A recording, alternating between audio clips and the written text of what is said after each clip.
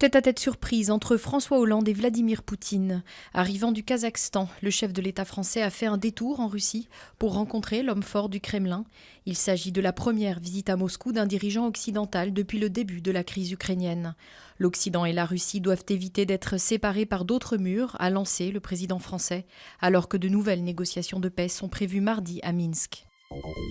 Le typhon Agupit a touché les Philippines. Il a commencé à frapper l'est de l'archipel, en proie à des vents terrifiants et des pluies intenses. Des millions de personnes ont été évacuées en urgence avant l'arrivée de la tempête, qui pourrait être la plus importante de l'année dans l'archipel, dévasté il y a un an par le super typhon Haiyan. Un otage américain et un otage sud-africain retenus par Al-Qaïda au Yémen ont été tués pendant une tentative de sauvetage. Cette opération militaire était menée par les États-Unis pour tenter de libérer Luke Summers, un photojournaliste américain kidnappé en 2013 dans la capitale yéménite, et Pierre Korky, un enseignant sud-africain. Barack Obama a dénoncé un meurtre barbare.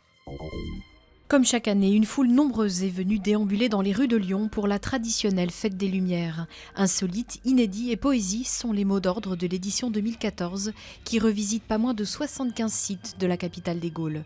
2 à 3 millions de curieux sont attendus dans la ville jusqu'à lundi.